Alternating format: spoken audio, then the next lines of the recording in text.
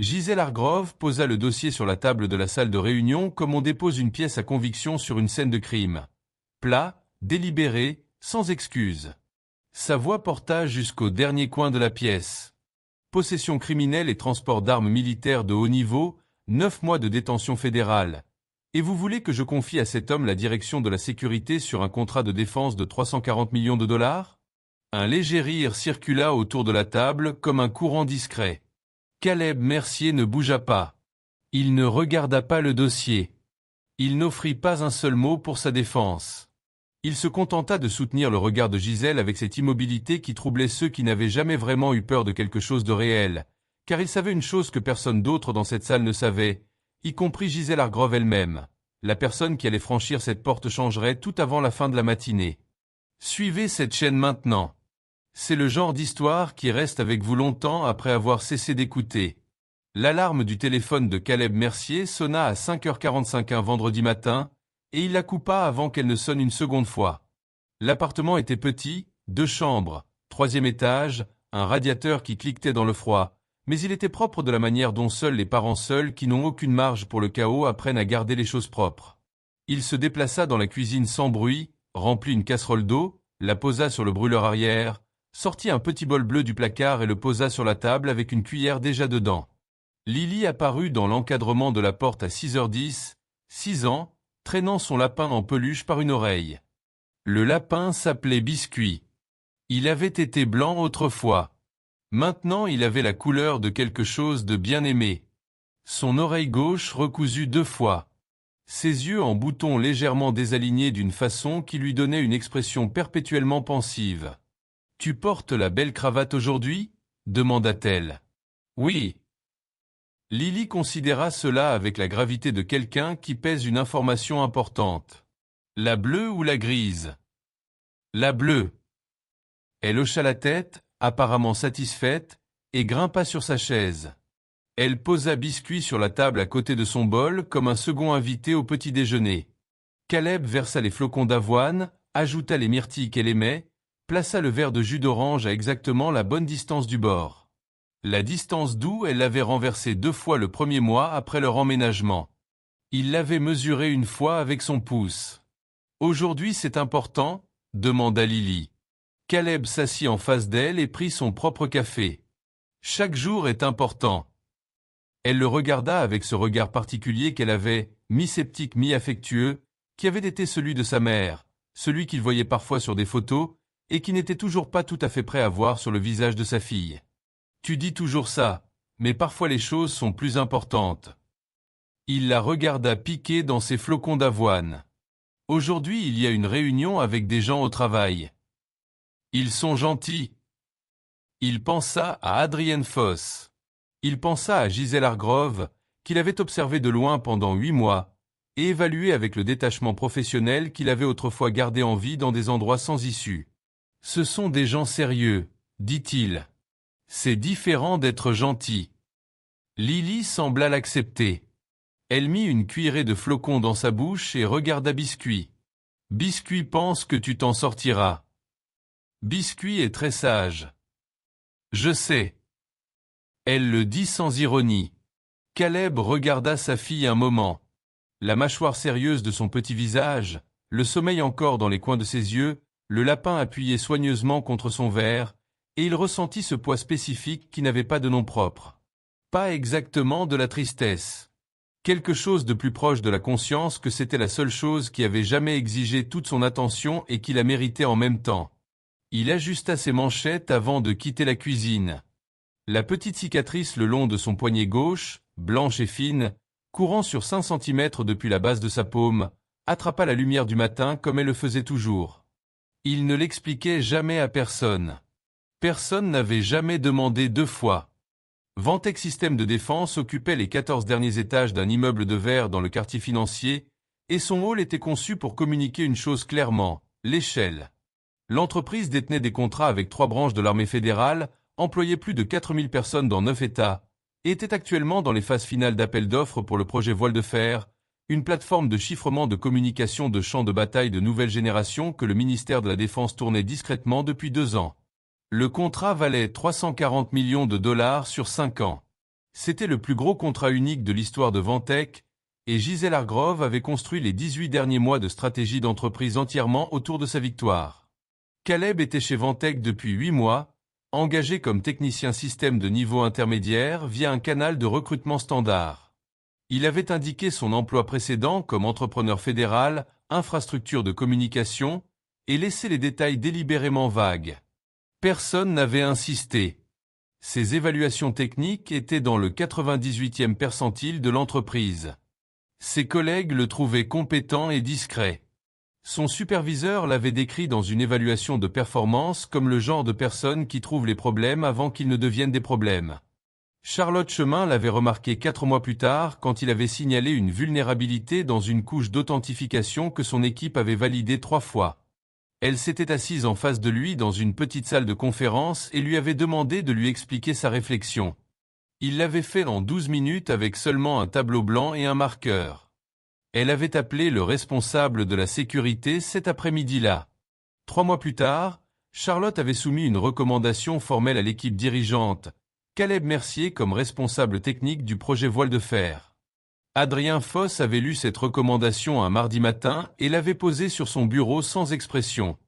Il avait 51 ans, était directeur des opérations de Ventec depuis 7 ans, et fonctionnait sur le principe que la structure de pouvoir d'une organisation était une sorte d'infrastructure qui nécessitait de l'entretien, et que les changements non autorisés provoquaient des pannes. Il avait déjà identifié un candidat pour le poste de responsable Voile de Fer. Ce candidat avait travaillé sous ses ordres pendant 4 ans et continuerait à opérer dans la structure qu'Adrien avait construite et maintenue. Caleb Mercier n'en faisait pas partie. Mercredi soir, Adrien avait passé 2 appels. Le second avait joint un ancien collègue dans un bureau de vérification du personnel fédéral, non par les canaux officiels, mais via une connexion latérale qu'il avait déjà servie. Il n'avait pas demandé les capacités de Caleb. Il avait demandé son passé. Jeudi après-midi, il avait un imprimé. 30 copies se trouvaient déjà dans une enveloppe Kraft dans sa mallette. Charlotte trouva Caleb à son poste de travail à midi le jeudi. Elle s'assit dans la chaise vide à côté de lui sans préambule. « Adrien pose des questions sur toi », dit-elle en gardant la voix basse. Pas de la manière dont on demande sur quelqu'un qu'on veut promouvoir. Les mains de Caleb s'arrêtèrent au-dessus du clavier. Il ne se tourna pas tout de suite. « D'accord. » Charlotte attendit. « C'est toute ta réponse. » Il se tourna alors. Son expression était la même qu'elle avait toujours été. Mesurée, attentive, ne donnant rien mais ne cachant rien qui importait. « Que voudrais-tu que je dise ?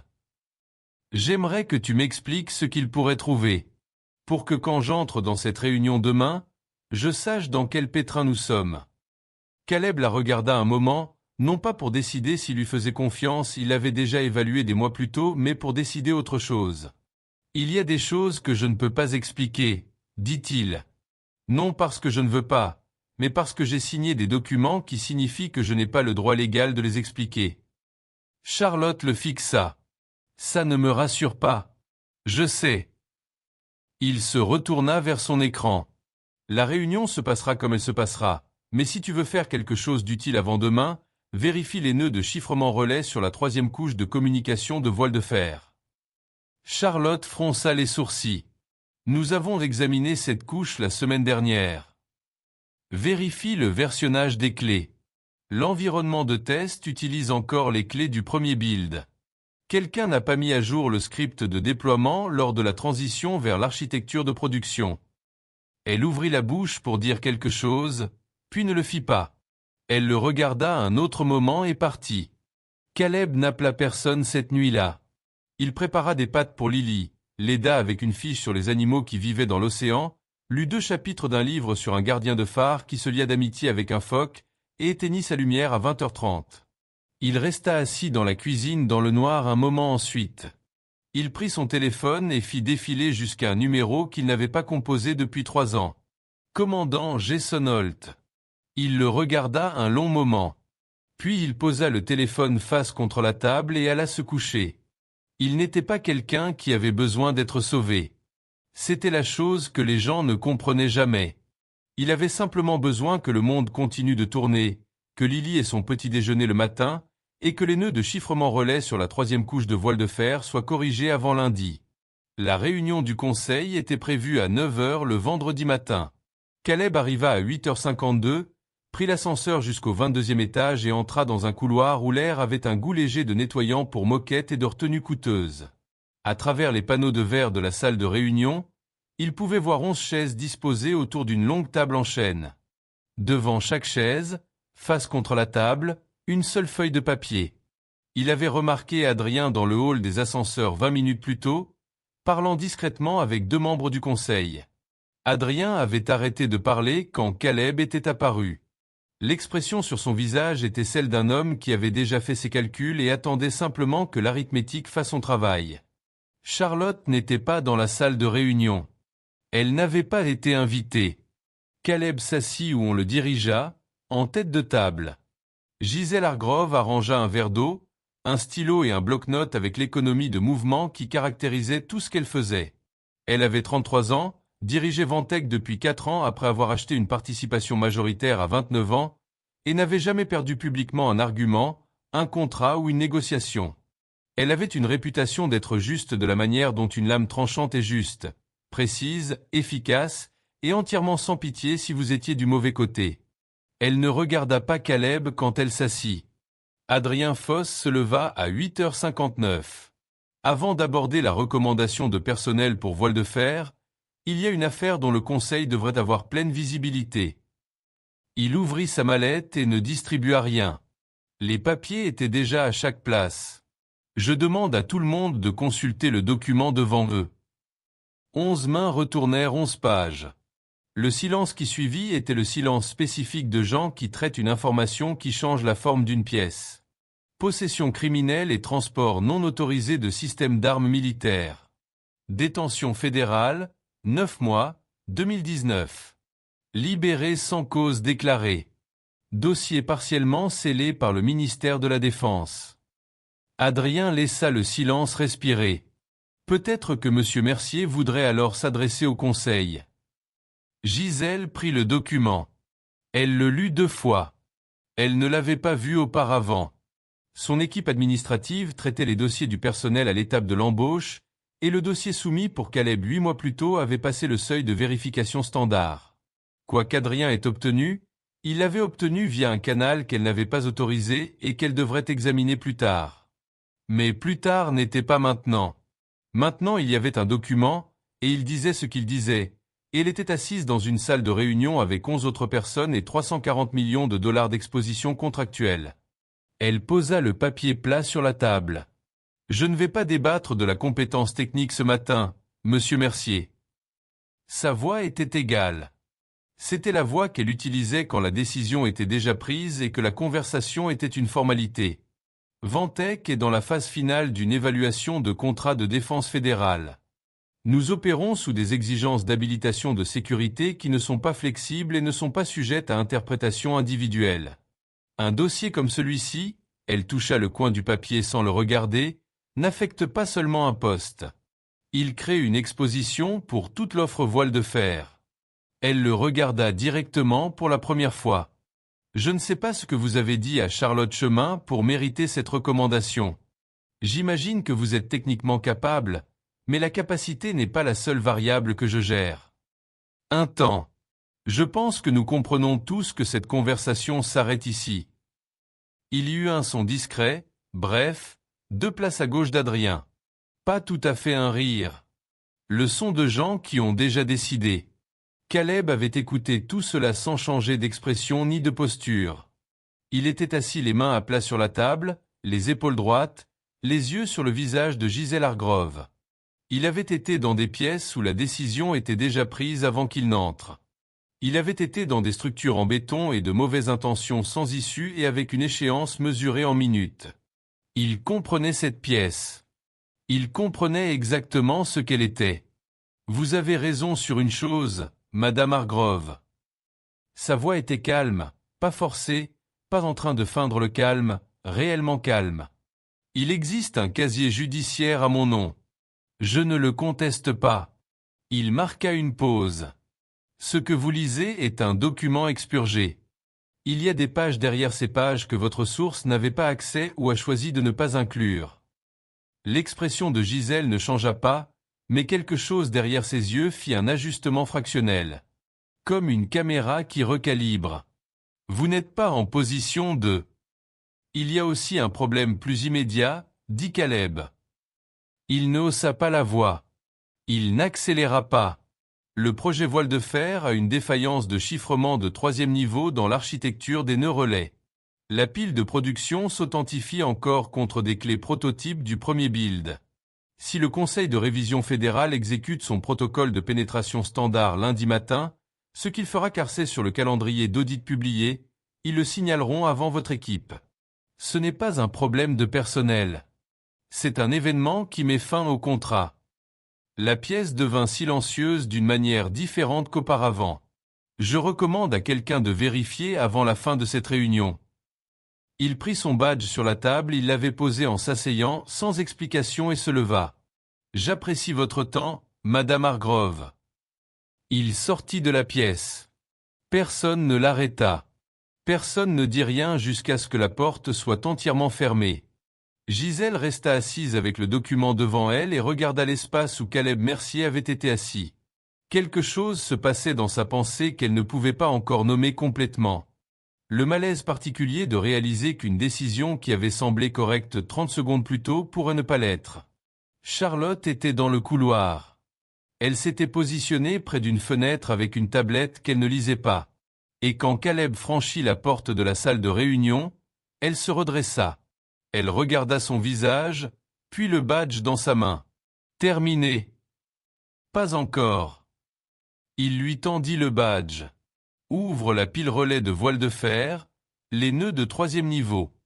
Vérifie le versionnage des clés dans le fichier de configuration de déploiement. Tu l'as dit hier. Je sais. J'ai besoin que tu le voies toi-même avant que quelqu'un d'autre ne le fasse. Charlotte prit le badge. Et si c'est là? Caleb se dirigeait déjà vers l'ascenseur. Alors c'est là, et tu sauras quoi faire. Il passa l'après-midi au ramassage scolaire de Lily, puis à l'épicerie, puis dans la cuisine à préparer la soupe de tomates qu'elle aimait à partir de 0 parce qu'il avait acheté de bonnes tomates et qu'il n'y avait aucune raison particulière de ne pas le faire. Il rinçait la vaisselle à 16h45 quand son téléphone vibra. Il regarda l'écran. Charlotte. Il répondit. C'est là. Sa voix était plate avec la platitude spécifique de quelqu'un debout à côté d'un désastre qu'elle voyait clairement maintenant. Exactement où tu l'as dit. Le script de déploiement n'a jamais été mis à jour. Chaque demande d'authentification dans l'environnement de production va vers un ensemble de clés expirées il y a 8 mois. Dans un audit en direct, ça apparaîtrait comme une vulnérabilité non résolue au niveau cryptographique. Oui. Silence. Caleb. L'examen fédéral est lundi. Je sais. Depuis combien de temps tu le sais? 3 semaines. Un autre silence. Plus long. Pourquoi tu n'as pas? Parce que je travaillais sur la correction. Et parce que, Charlotte, il s'arrêta, essuya ses mains sur un torchon. Je pensais avoir plus de temps avant qu'aujourd'hui ne se passe comme ça s'est passé. Il pouvait entendre sa respiration. Elle réfléchissait. L'équipe ne peut pas corriger ça. J'ai déjà demandé. Personne ne connaît assez bien cette architecture. Pas à ce niveau, pas dans ce délai. Je sais ça aussi. Une pause. Puis, plus bas. De quoi as-tu besoin? À 17h15, Gisèle Hargrove convoqua une session technique d'urgence au 22e étage. Elle avait confirmé la vulnérabilité elle-même en utilisant le rapport de Charlotte. Et pendant environ 4 minutes, elle était restée seule dans son bureau à regarder les chiffres avant d'en avoir la forme complète. 340 millions de dollars, une échéance lundi, et un problème que personne dans son personnel technique ne pouvait résoudre avant. Elle regarda autour de la pièce 9 ingénieurs, 2 analystes de sécurité et un responsable de conformité. Qui peut corriger ça avant dimanche soir? Personne ne leva la main. 2 personnes regardèrent la table. Gisèle regarda Charlotte. Charlotte soutint son regard fermement. Une personne peut. Il m'en a parlé ce matin avant de quitter l'immeuble. Il ne travaille plus ici. Sa résiliation n'a pas été traitée formellement. Le papier est encore sur le bureau d'Adrien. Charlotte garda une voix neutre. Mais c'est à côté du sujet. Mademoiselle Hargrove, si lundi arrive et que l'équipe d'audit signale ça avant nous, voile de fer est terminé. Pas retardé. Terminé. Et ça aura été terminé parce que la personne qui a trouvé le problème a été escortée hors de cet immeuble avant de pouvoir le corriger. Gisèle ne répondit pas immédiatement. Elle regarda le rapport d'erreur à l'écran. Elle regarda le calendrier. Elle fit le calcul qu'elle faisait toujours. Celui sur lequel elle avait construit toute sa carrière. Pas le calcul de ce qui était juste ou de ce qu'elle préférait, mais le calcul de ce qui était vrai. Elle se leva. Tout le monde prend une pause. Charlotte reste. Quand la pièce fut vide, Gisèle marcha jusqu'à la fenêtre et resta le dos tourné à Charlotte pendant plusieurs secondes. Puis elle se retourna. « Donne-moi son numéro. » Elle passa l'appel elle-même. Pas d'assistante, pas d'intermédiaire. Caleb répondit à la troisième sonnerie. En arrière-plan, Gisèle pouvait entendre les petits sons ambiants d'une soirée domestique. Une chaise, quelque chose posé sur une surface dure, une voix d'enfant posant une question qu'elle ne distinguait pas complètement. « Monsieur Mercier. » Elle garda sa voix égale, délibérément égale, ce qui était différent d'être naturellement égale, et elle en était consciente même en le faisant. « Nous avons besoin de vous ici. » Une pause. Les sons d'arrière-plan se déplacèrent légèrement. Il avait bougé ou s'était détourné. Puis sa voix, sans chaleur, sans performance. « Je viendrai. Mais il y a quelque chose que je veux que vous compreniez d'abord, Madame Hargrove. Allez-y. Je ne fais pas ça pour changer votre opinion de moi. Je ne le fais pas pour récupérer le poste ou pour démontrer quoi que ce soit à qui que ce soit dans cette pièce. Je le fais parce qu'il y a des gens dont la sécurité sur le terrain dépend d'un système de communication qui fonctionne comme il le devrait. Si c'est la raison pour laquelle vous me le demandez, alors nous n'avons pas de problème. » Gisèle tint le téléphone et ne dit rien un moment. Elle avait négocié avec des sénateurs, des responsables des achats fédéraux et 2 anciens secrétaires à la défense. Elle n'avait pas souvent été du côté qui recevait une condition préalable livrée aussi calmement. « C'est la raison, » dit-elle. La ligne resta silencieuse un moment. Puis, « Je serai là à 20h. » Il arriva à 20h03. Le garde du hall le reconnut, avait été informé par le bureau d'Adrien ce matin que cet individu n'était plus autorisé à entrer, et hésita visiblement avant que la carte d'accès temporaire que Charlotte avait arrangée n'arrive dans le système. Caleb attendit sans impatience. Il portait un sac d'ordinateur portable et un café noir du chariot dehors. Il avait l'air d'un homme qui avait quelque part où aller et qui n'était pas particulièrement intéressé par quoi que ce soit entre lui et cet endroit. La salle des serveurs au 18e étage était le genre d'espace que les ingénieurs aimaient et que les cadres évitaient. Froide, bourdonnante, éclairée par la lumière bleu-blanc des indicateurs de statut, sentant le courant électrique et l'air traité. Charlotte était déjà là. Elle avait sorti les schémas d'architecture et les avait étalés sur 2 moniteurs. Elle avait aussi fait du café, que Caleb accepta et posa à côté de son ordinateur sans autre reconnaissance qu'un signe de tête. Il ouvrit la configuration de déploiement. Il trouva ce qu'il cherchait en 4 minutes. Puis il commença à travailler. Charlotte le regarda un moment sans parler. Il n'était pas particulièrement dramatique. Il ne commentait pas son processus ni n'expliquait ses étapes. Il se déplaçait simplement dans le système avec l'économie spécifique de quelqu'un qui a passé des années à prendre des décisions dans des environnements où le mouvement supplémentaire était un handicap. Elle avait travaillé avec des ingénieurs plus rapides et des ingénieurs plus minutieux, mais elle n'avait jamais travaillé avec quelqu'un pour qui ces 2 qualités semblaient occuper le même espace aussi naturellement. Adrien Foss apparut dans l'encadrement de la porte à 21h30. Il regarda Caleb assis au terminal, Charlotte à côté de lui, les fichiers d'architecture ouverts sur l'écran. Il n'entra pas. Il resta dans l'encadrement plusieurs secondes, puis il partit. Il ne dit rien, ce qui, d'une certaine façon, communiquait plus que tout ce qu'il aurait pu dire.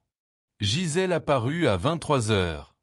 Elle resta devant le panneau de verre à l'extérieur de la salle des serveurs un long moment avant d'entrer. Elle avait enlevé la veste formelle de la réunion du matin et portait un pull sombre, qui était d'une certaine façon une version plus honnête d'elle, la même précision mais sans l'armure de la cérémonie. Elle regarda Caleb travailler un moment. « Combien de temps ?»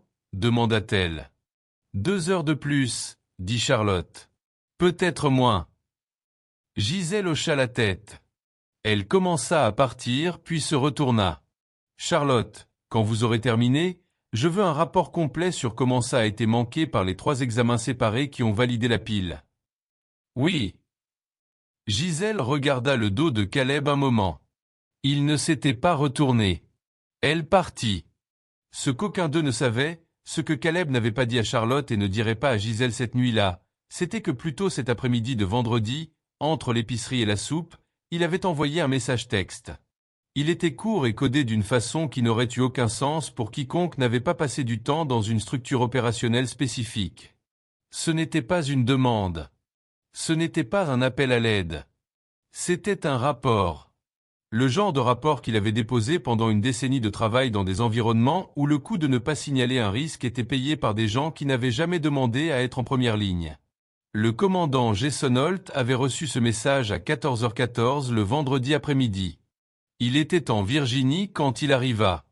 Il le lut une fois. Il le lut 2 fois. Il ouvrit son ordinateur portable et passa 20 minutes à examiner un ensemble de documents qu'il n'avait pas ouverts depuis un peu plus de 2 ans. Puis il ferma l'ordinateur et se rendit à l'aéroport. À 23h47 le vendredi soir, un agent de sécurité frappa à la porte de la salle des serveurs. Il avait l'air mal à l'aise.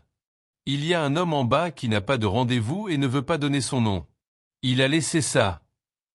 Il tendit un papier plié. Charlotte le prit et le passa à Caleb. Caleb déplia le papier et lut les 4 mots dessus. Il devint très immobile. Pas l'immobilité de la surprise, l'immobilité de la reconnaissance, qui est une chose différente et plus complète. Charlotte regarda quelque chose traverser son expression.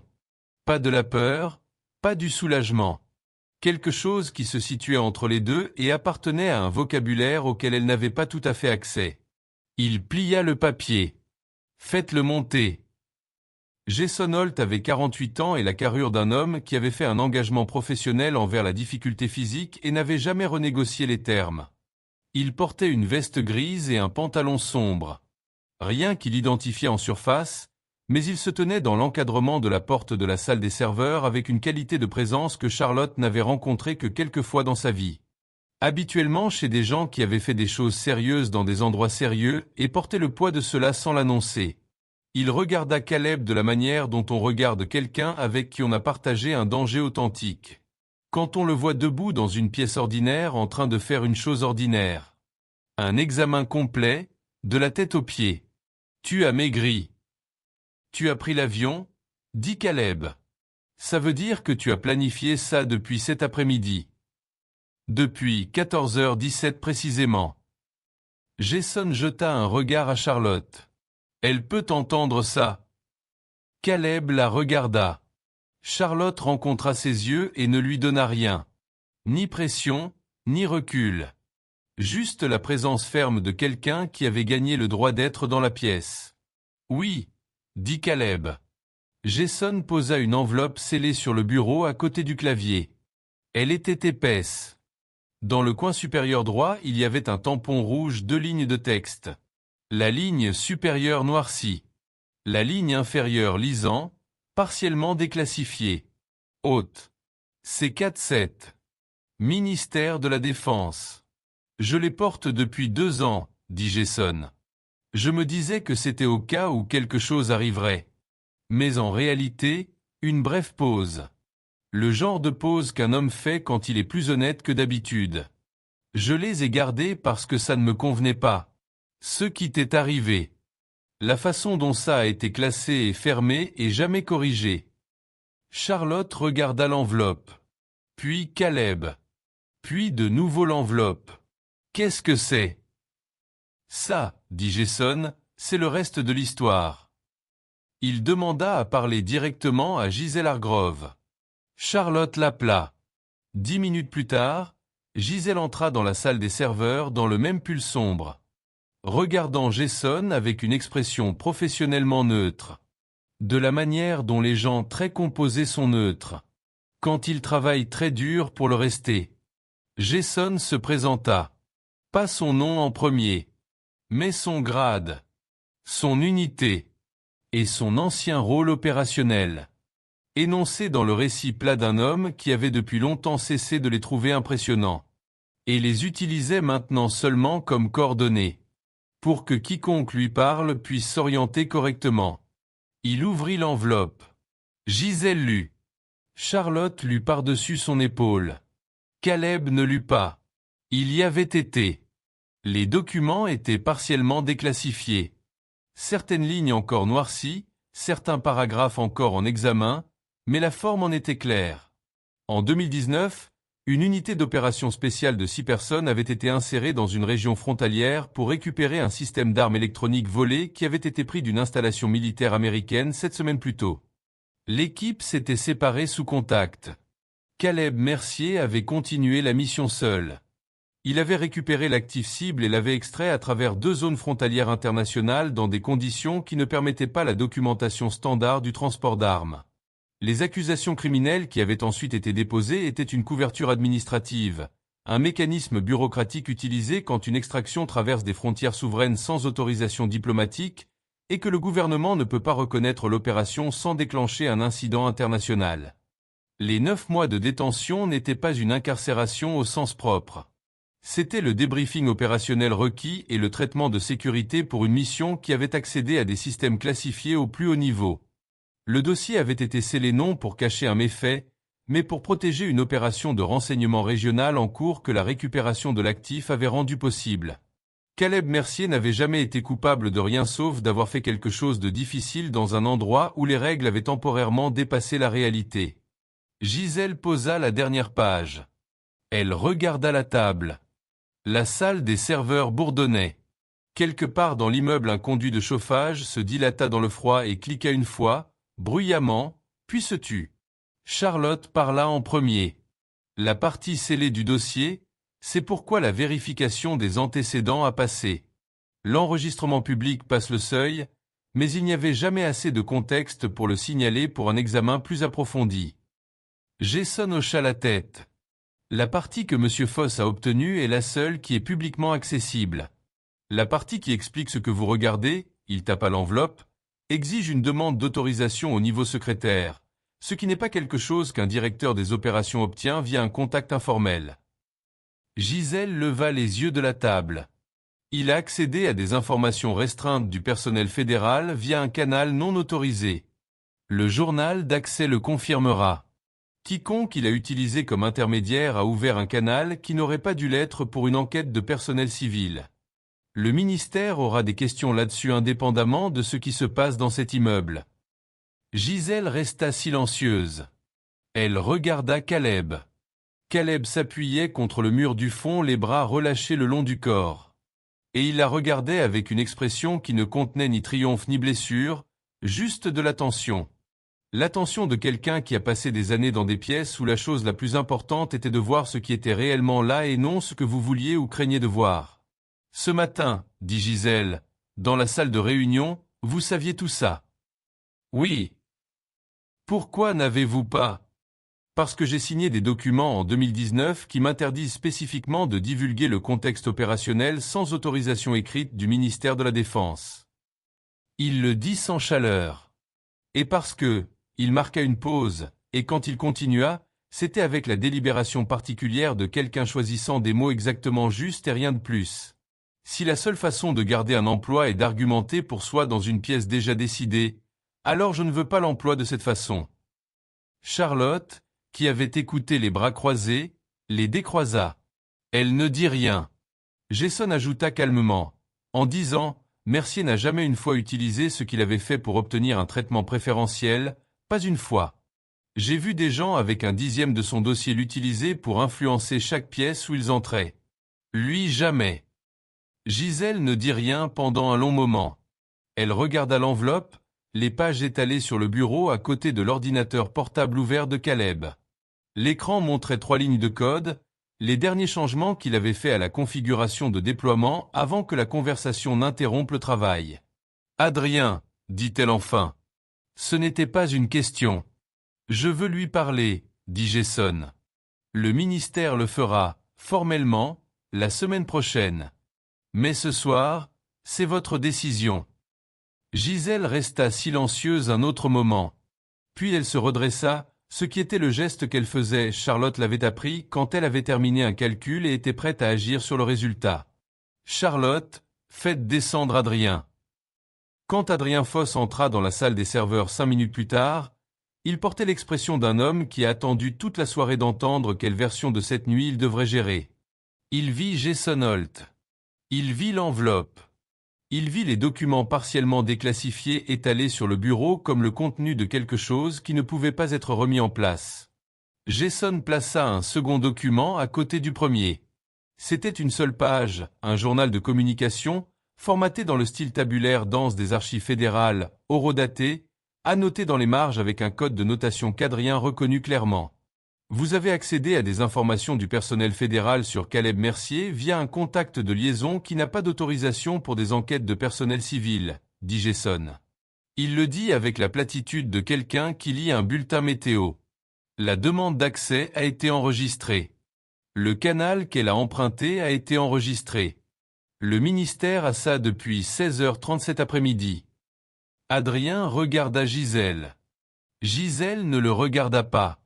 Dans le silence qui suivit, quelque chose sur le visage d'Adrien Foss se réarrangea, non en remords, pas exactement en peur, mais en l'expression d'un homme qui a fait un calcul qui n'avait pas tenu compte de certaines variables et qui se trouve maintenant à l'intérieur de l'erreur. « Je vous laisse réfléchir aux détails, » dit Jason. « Mais je vous recommande une conversation avec un conseiller juridique avant lundi matin. » Adrien quitta la pièce. Personne ne le regarda partir. À 2h47 le samedi matin, Caleb Mercier ferma son ordinateur portable. La configuration de déploiement était corrigée. La pile de production fonctionnait authentifiée contre les bonnes clés cryptographiques. Charlotte exécuta un passage de vérification 2 fois, le déclara propre les 2 fois, et expira d'une façon qu'elle avait clairement retenue depuis un certain temps. Lundi, dit-elle, l'audit ne trouvera rien. Caleb hocha la tête. Il ferma son sac d'ordinateur et se leva. Gisèle n'avait pas quitté l'immeuble. Elle se tenait près de la porte quand Caleb se redressa, pas tout à fait dans son chemin, pas tout à fait dehors. Dans la lumière bleue froide de la salle des serveurs, sans la table de réunion entre eux, et sans l'architecture de la réunion du matin arrangée autour d'elle, elle ressemblait moins à une PDG et plus à une personne qui avait porté un objet lourd pendant longtemps et venait juste de le poser. « J'avais tort ce matin, » dit-elle. Caleb la regarda. « Sur ce que j'ai dit. Sur la façon dont je l'ai dit. » Elle ne se pressa pas, ne le qualifia pas, ne construisit pas de coussin autour. Elle le dit comme un fait parce que c'en était un. J'ai pris une décision avec des informations incomplètes, et je n'ai pas cherché le reste. Ce n'est pas comme ça que j'opère, ou ce n'est pas comme ça que je suis censé opérer. Vous avez opéré avec ce que vous aviez, dit Caleb. C'est généreux. C'est exact. Il prit son sac d'ordinateur. Le problème n'était pas votre jugement, Madame Hargrove. Le problème était que quelqu'un vous a donné un document partiel et l'a présenté comme complet. Elle resta silencieuse. Le poste de responsable voile de fer est toujours ouvert. Adrien. Elle s'arrêta. Adrien ne sera plus là de la même façon. Le poste est là si vous le voulez. Pas parce que vous sentez que vous me devez quelque chose. Elle le regarda directement. Non, parce que vous êtes la meilleure personne pour ça, et j'aurais dû le voir il y a 2 mois quand Charlotte me l'a d'abord apporté. Un temps. Est-ce une raison suffisante? Caleb la regarda un moment. Quelque chose sur son visage était presque un sourire. Pas tout à fait, mais le mouvement vers un. J'y réfléchirai. Il sortit de la salle des serveurs, traversa le couloir, passa l'ascenseur et descendit les escaliers parce qu'il avait toujours préféré les escaliers quand il n'y avait aucune raison de se presser. Jason attendait dans le hall. Ils sortirent de l'immeuble ensemble dans le froid du petit matin de samedi. La ville faisait ses sons de nuit autour d'eux, camion, vent, un bus quelque part à des pâtés de maison. Tu aurais pu m'appeler plus tôt, dit Jason.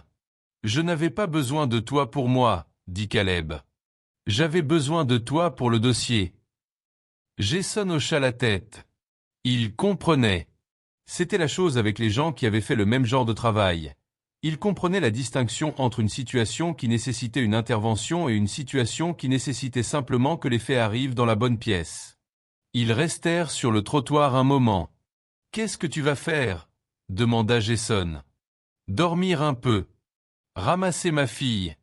Préparer le petit déjeuner. » Jason le regarda. « Et le poste ?» Caleb releva le col de son manteau. « Je lui ai dit que j'y réfléchirais. » Il prit le métro pour rentrer. Lily était chez Madame Gibson, la voisine de 70 ans qui gardait une boîte de biscuits au beurre sur son comptoir de cuisine et n'avait jamais une fois en 8 mois posé à Caleb une question sur où il travaillait ou ce qu'il avait fait avant, ce qu'il appréciait plus qu'il ne le dirait jamais directement. Il récupéra Lily à 7 heures du matin et elle courut dans le couloir en chaussettes avec le bras de biscuit dans son poing. Elle se jeta sur lui à pleine vitesse, bras autour de son cou, et il la rattrapa comme il le faisait toujours, sans se raidir, sans hésitation, comme si la rattraper était la chose pour laquelle son corps avait été construit et tout le reste avait été supplémentaire. « Tu es rentré, » dit-elle, sa voix encore rauque de sommeil. « Je suis rentré. » Elle s'écarta pour regarder son visage comme elle le faisait toujours, le lisant avec la précision que les enfants développent quand ils n'ont qu'un seul parent à lire. « Tu vas bien ? » « Je vais bien. » Elle considéra ce verdict. Puis elle leva Biscuit. « Biscuit t'a manqué. » Caleb regarda le lapin, l'oreille recousue, les yeux en boutons désalignés, le genre d'usure particulier qui ne vient que d'être tenu sans réserve encore et encore pendant des années. « Biscuit m'a manqué aussi, » dit-il. Il la porta à la maison. Elle se rendormit pendant la marche. Sa tête contre son épaule et Biscuit pendant de sa main, et il avança prudemment pour ne pas la réveiller, ce qui était la considération particulière d'un parent dans ce morceau précis d'un matin qui était sorti de l'autre côté de quelque chose. Le lundi à 10h13, le Conseil de révision fédéral termina son audit de pénétration standard sur l'architecture de communication du projet voile de fer et déposa une évaluation initiale. Aucune vulnérabilité critique n'avait été détectée. La couche d'authentification cryptographique avait passé au plus haut niveau de certification. L'évaluation préliminaire du Conseil recommandait voile de fer pour l'avancement à la phase finale d'attribution du contrat. Charlotte transmit le résumé à Caleb avec un message « Vérifie ton courriel Ventec ». Il l'ouvrit sur son téléphone à la table de la cuisine pendant que Lily dessinait des lapins sur une feuille de papier. Elle traversait une phase où elle ne dessinait que des lapins de taille et couleurs différentes, une population entière de lapins se répandant lentement sur un tas de papier croissant dans le coin du salon. Le courriel venait de Gisèle Hargrove. Il avait été envoyé de son adresse personnelle, pas de son compte Ventec. Il n'y avait pas de bloc de signature d'entreprise, pas d'entête formelle, pas de note de courtoisie d'assistante dans la ligne d'objet. C'était 3 phrases. Le poste est toujours ouvert. Je l'offre parce que vous êtes la bonne personne pour ça et que le projet a besoin de vous. La décision est la vôtre et je la respecterai dans les 2 cas. Caleb le lut une fois. Il posa le téléphone face contre la table. Il regarda par la fenêtre la rue en bas, la lumière du matin sur le trottoir. Un homme promenant un chien, 2 pigeons sur un rebord de fenêtre de l'autre côté faisant la chose spécifique que les pigeons font qui ressemble à une conversation. Il pensa à ce que le poste signifierait, ce qu'il exigerait, ce qu'était voile de fer sous les spécifications techniques et la valeur du contrat et les réunions dans les salles de conseil. C'était un système de communication sur lequel des gens sur le terrain compteraient pour rester connectés quand la marge d'erreur se mesurait en secondes. Il l'avait su dès le moment où il avait vu le schéma d'architecture, ce qui faisait partie de la raison pour laquelle il avait pris le poste de niveau intermédiaire chez Ventec en premier lieu, ce qui n'était pas quelque chose qu'il avait expliqué à Charlotte ou à quiconque. Il reprit le téléphone. Il tapa 2 phrases. « Je prendrai la réunion. Jeudi convient si ça vous convient. » Il l'envoya. Fermez le courriel. Reposa le téléphone. Lily leva les yeux de son dessin. « Papa, regarde. Celui-ci a un chapeau bleu. » Il regarda le lapin sur le papier bancal, sincère, portant vraiment un chapeau. C'est très distingué, dit-il. Qu'est-ce que distingué veut dire? Ça veut dire que le chapeau le fait paraître important. Lily considéra le lapin. Il est important sans le chapeau, dit-elle avec la certitude de quelqu'un qui y avait déjà pensé et était arrivé à une conclusion qui ne nécessitait pas de révision. Caleb regarda sa fille. Il pensa à une salle de réunion au 22e étage, à un dossier posé sur une table comme un verdict, à 11 visages tournés vers lui, attendant qu'il flanche ou se plie ou remplisse le silence avec quelque chose qu'il pourrait utiliser contre lui. Il pensa au regard sur le visage de Gisèle Hargrove dans une salle des serveurs à 2 heures du matin quand elle avait dit, sans ornement, qu'elle avait eu tort. Il pensa à comment rien de ce qui s'était passé dans les dernières 48 heures n'avait changé qui il était, ni l'humiliation ni la justification, ni le dossier sur la table, ni les documents dans l'enveloppe. Il était entré dans cette pièce la même personne qu'il en était sorti, ce qui était la seule chose qui avait toujours été entièrement sous son contrôle, et la seule chose qui avait compté à la fin.